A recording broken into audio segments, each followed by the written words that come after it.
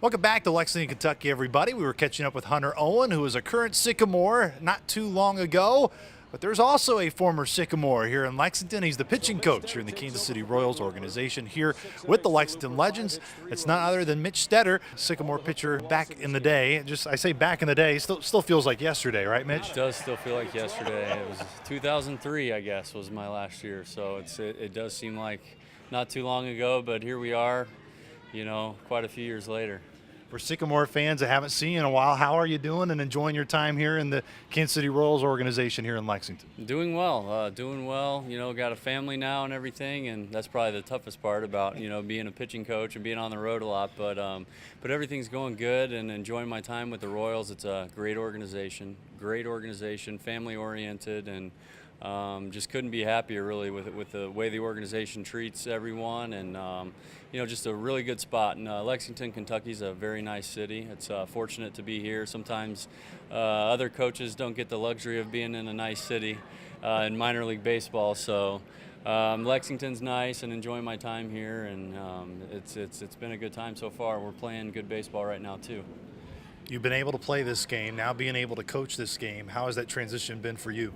At first it's tough because you still wanted to play. You know what I mean? So my back, I had some back problems, and I was going to go to spring training and pitch, and I wasn't able to. My body wasn't letting me. So I knew it was time to shut it down, and this coaching job became available, and I knew it was something I wanted to get into right after I was done playing. So it worked out very well, and I ended up in spring training with the Royals as a coach.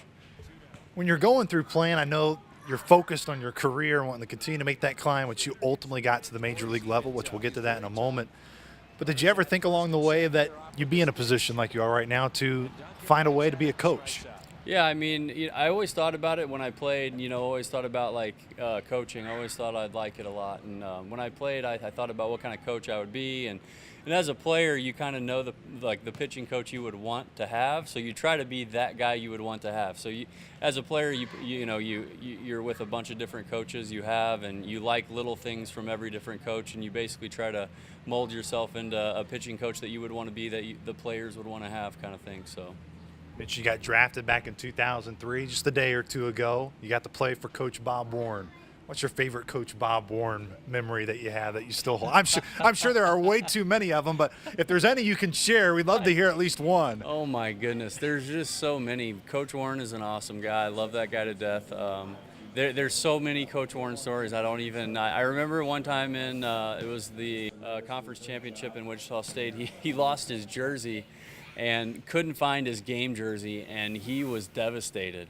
Just couldn't. He was looking on the bus. He was like, we all thought it was pretty funny, but he was adamant about finding that jersey, because I think, whatever it was, he didn't want to wear a pullover. He wanted the people of the state to know who he was. He wanted that name on the back. So no, he was an awesome guy, and there's so many good stories of Bob. And I've talked to him kind of recently. It's been probably 1 or 2 years ago. He was going to be out in Arizona, and but great family.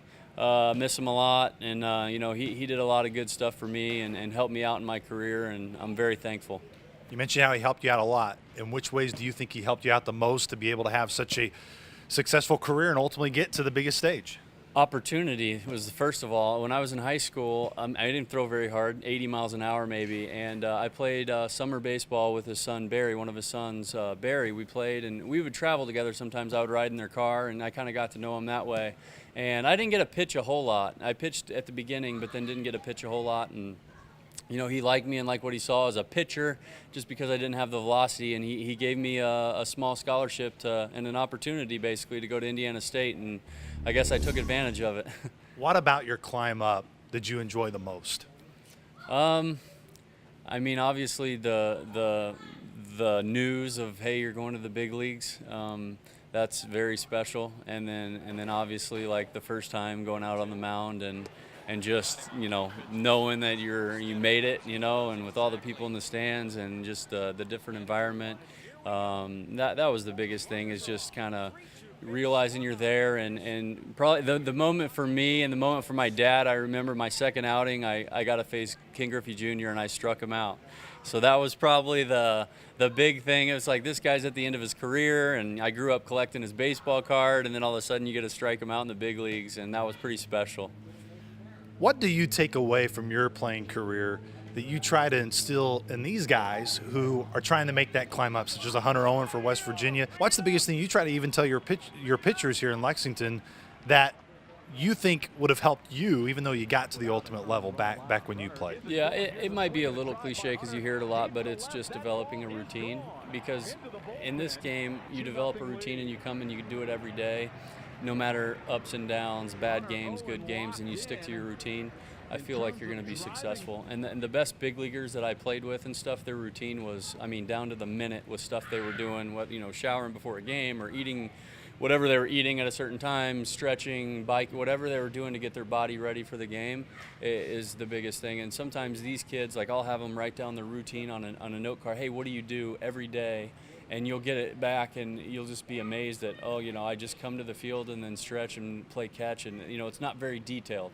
But the best big leaguers that I've been around have been the most detailed in their routine and their work, and I feel like that is the main thing, is to kind of develop that at a young age. So by the time you get there, because when you get called up and you get up there, you got family calling for tickets and you got all this stuff going on and you're in the big leagues and everything's like, man, this is crazy.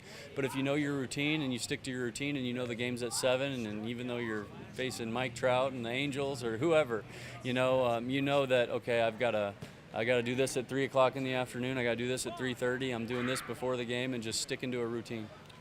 I don't know how much you still get a chance to see how the Sycamores are doing, but as an alum of the program, Coach Hannes, who played for Coach Bob Warren as well, what's it mean to you to still see the program having success, such as this year? 4 guys got drafted. They're now playing in low Class A. To also see Indiana State still in that upper half of the Missouri Valley Conference. Yeah, I love it. I love following along. I follow on social media, so I do follow along Twitter and Facebook or whatever, and keep track of guys. And I know Hannes was my pitching coach. He was the pitching coach for me when I first got there my freshman year. So we used to run a lot. So Coach Hannes, I don't know if you still do that, but that Indian run down to that hill and all that stuff, that's crazy.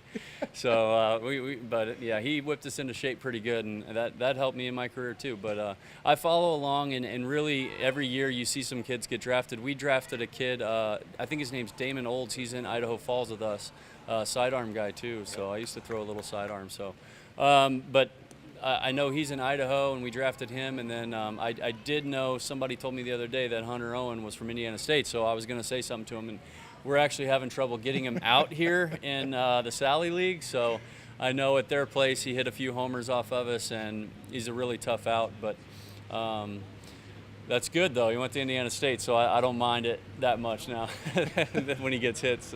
Can you do the Indian run here in all this rain here for Coach Hannes? No chance. I mean, I can't even run anymore. My body's so beat up. I feel like playing all the years and throwing sidearm and stuff, I can't hardly walk, let alone try to Indian run anymore. Mitch, it's great to see you. The Sycamore fans were on Facebook and Twitter wanting to see you as well, but congrats on all your success during your playing career and now being able to coach. We hope to see you in Terre Haute very soon. All right, I appreciate it, Luke. Thanks for having me. Once again, that was Mitch Stetter. For more on Sycamore baseball, you know where to stay, right here on GoSycamores.com.